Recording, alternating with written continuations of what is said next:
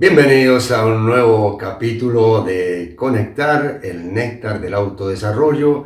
Mi nombre es Edgar Dawson y en este capítulo vamos directamente al grano. En este capítulo vamos a hablar de un tema que sirve tanto para un profesional como para un empresario, como para un estudiante. En fin, sirve para todo el mundo. Sirve para todo el mundo. ¿Por qué? Porque se trata de la prestación, la performance y cómo conseguimos maestría. ¿Cómo conseguimos maestría? Se ha hablado mucho y porque ha habido además expresiones de gente muy capaz que realmente tiene maestría sobre las 10.000 horas necesarias para adquirirla.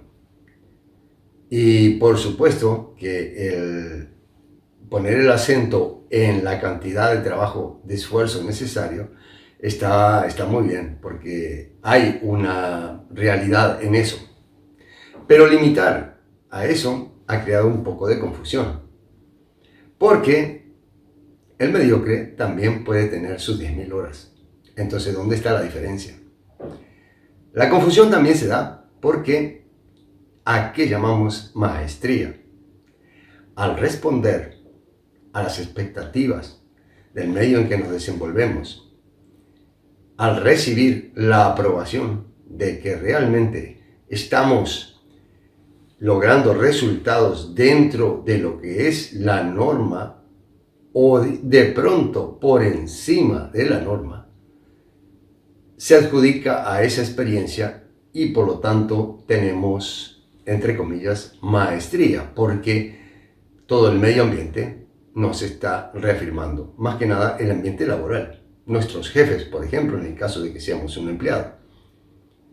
Y las veces que hay una falla, estará dentro de las fallas aceptables porque se sabe que en la prestación de todos estos años y a nivel internacional las estadísticas muestran de que sí, hay casos en que esto no funciona. Puede ser un médico, puede ser otro profesional y nadie lo cuestionará.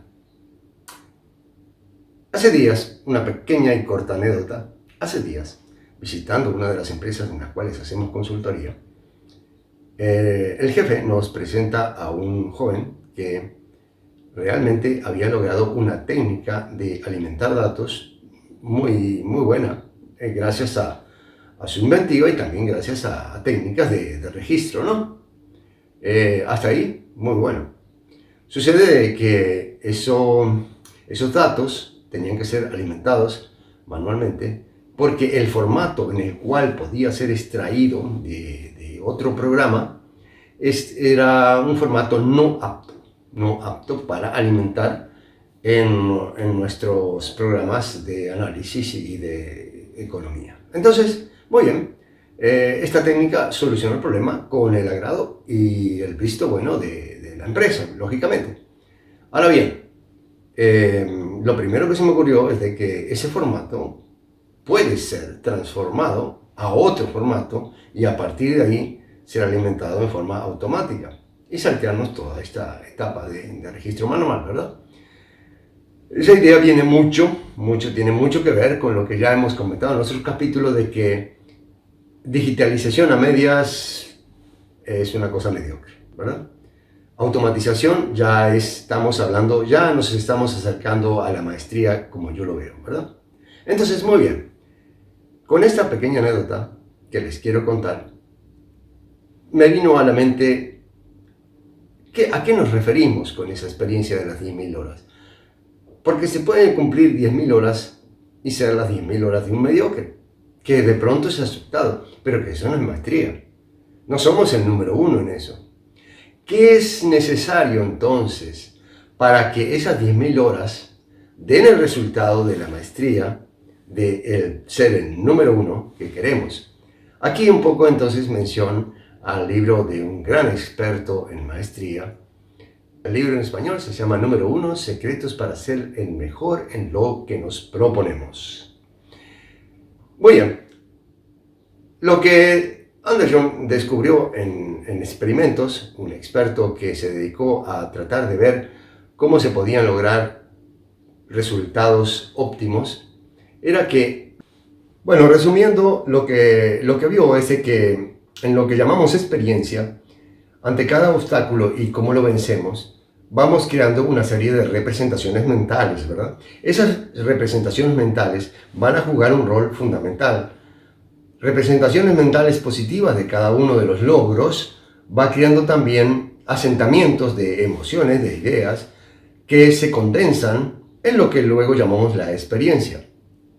Ahora bien, esas condensaciones de representaciones mentales también pueden ser un freno, también pueden ser una jaula para tenernos encerrados dentro de esos límites, aunque esos límites sean vistos como un gran éxito.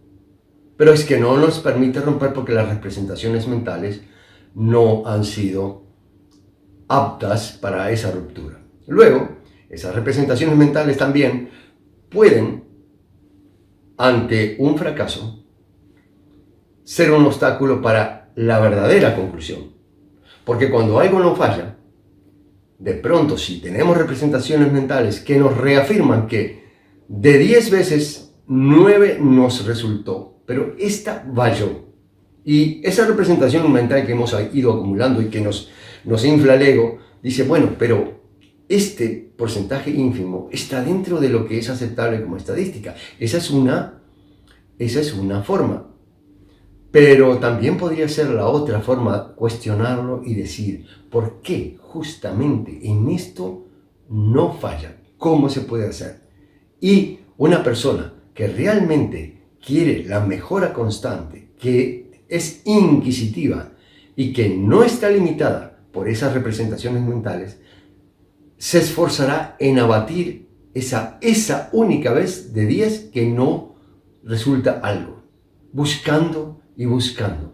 Y ahí comienza una fase de incomodidad, porque lo que no se ha podido resolver hasta el momento crea incomodidad. Ya no me siento tan seguro, porque si me enfoco realmente en resolver una cosa que no ha sido resuelta, no estoy tan seguro, mis metodologías no sirven, porque para esto no da resultado, y me meto en una incomodidad.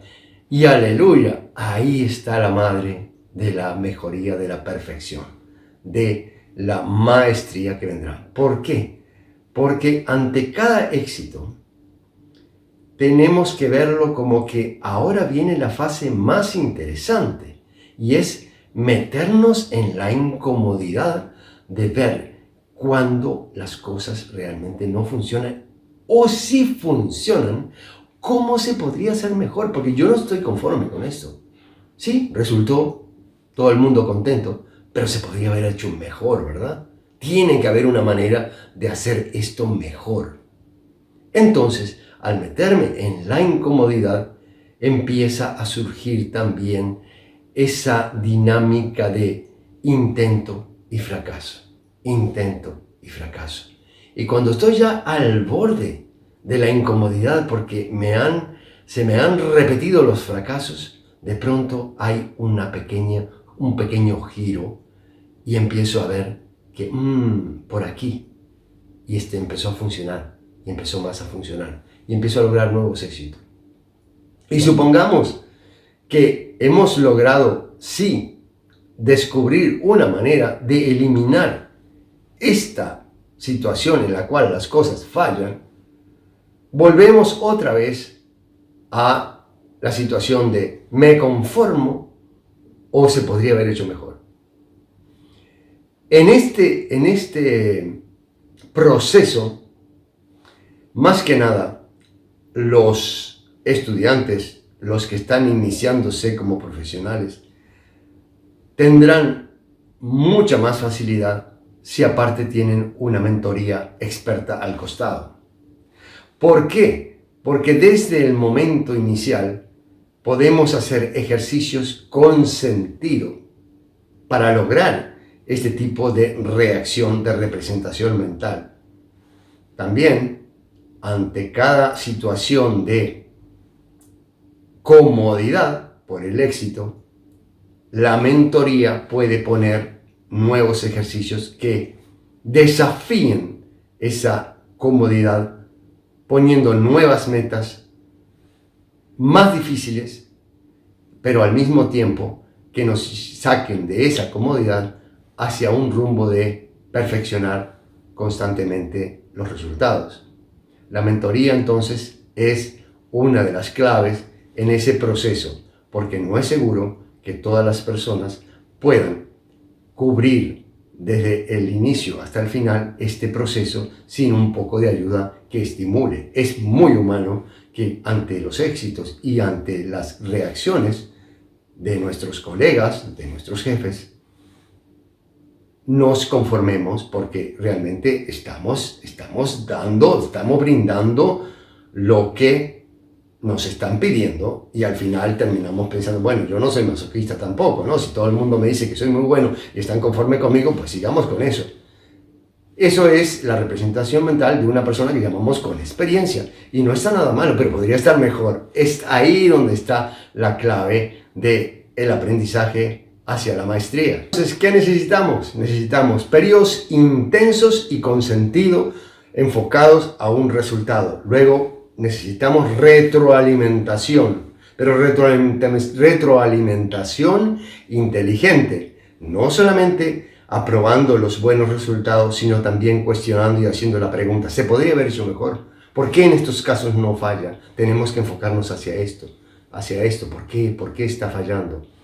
Luego, entonces sí, el planteamiento de nuevas metas, nuevos objetivos con sentido y también un constante esfuerzo en ponerse en situación incómoda. Es decir, yo sé, no me importan los halagos, yo sé de que en todas estas situaciones ha fallado y por algo falla y yo lo tomo realmente como un desafío.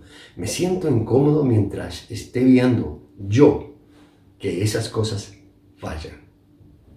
Ese es el camino a la maestría. Les recomiendo mucho a quienes les interese este libro. Lo pondré en las notas del capítulo. Y entonces, ahora sí, el momento de decirles gracias por todas los comentarios, las reproducciones, el compartir con sus amistades, el suscribirse y el poner su valoración diciendo que le gustó o diciendo lo que opinen, porque todo es bienvenido.